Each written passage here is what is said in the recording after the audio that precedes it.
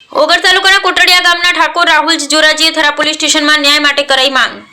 ઘી સમાજ સામુદાયિક રીતે ખેતી સહકારી મંડળીના મંત્રીશ્રી તથા ચેરમેન તેમજ કમિટી સભ્યો તથા તપાસમાં મળી આવે તે તમામ વ્યક્તિઓ સામે કરી તપાસની માંગ। રામજીભાઈ રાયગોર। કોટડિયા ઠાકોર જોરાજી મારું નામ છે અને મીડિયા સમક્ષે મારી વેદના છે કે મારા પિતાજી જોરાજી રાજુજી ઠાકોરના નામે કોટડિયા ગામે ખેતી કરી ગુજરાન ચલાવીએ છીએ અને મારા પિતાજી એ 2018માં ધી ખાસા સમુદાય મંડળીના બોજો 4.5 લાખ હજારનો પડાવી તે 3 લાખ રૂપિયા ઉપાડેલ હતા। તેની પછી અમારી જમીન ઉપર 2020માં 6,64,000નો બીજો બોજો પડાવી લોન ઉપાડી લીધેલ હોવાનું જણાવતા અમોને થરા પોલીસમાં લેખિત રજૂઆત કરવામાં આવી છે। અમોને સરકાર ન્યાય અપાવે તેવી અમારી વિનંતી છે।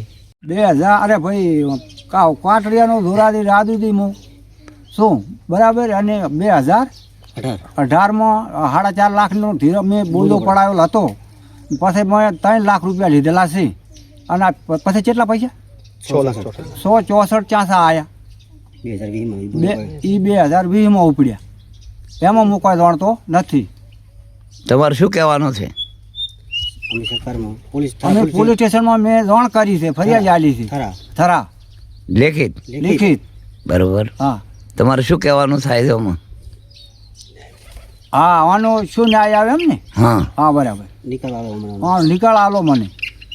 આપે જણાવ્યું એ પ્રમાણે જ્યારે ખેડૂતના કોઈ પણ પ્રશ્નો આવે છે અને જેમાં ખોટો ધિરાણ બાબતના કોઈ પણ પ્રશ્નો આવે છે ત્યારે ખેડૂતને અમે વાત કરીએ છીએ અને ખેડૂત જે પ્રમાણે એનું હોય એને અમે મદદ કરીએ છીએ। આવા કોઈ પ્રશ્નો આવશે તો ચોક્કસ અમે ખેડૂતના પ્રશ્નોને ઉકેલીશું અને આવા જે પણ પ્રશ્નો આવ્યા છે તો અમે ચોક્કસ ખેડૂતોને મદદ કરી છે અને હવે આવા કોઈ પ્રશ્નો આવે છે તો ચોક્કસ એને મદદ કરીને આગળની કાર્યવાહી અમે કરી છે।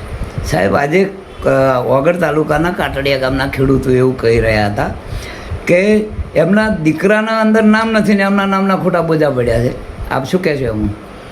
નહીં, અમારા સુધી પ્રશ્ન આવશે તો ચોક્કસ એને ઉકેલવાનો પ્રયત્ન કરીશું અને જો કોઈ એમના નામે ખોટું કર્યું હશે તો ચોક્કસ એના સામે કાયદેસરની કાર્યવાહી થશે।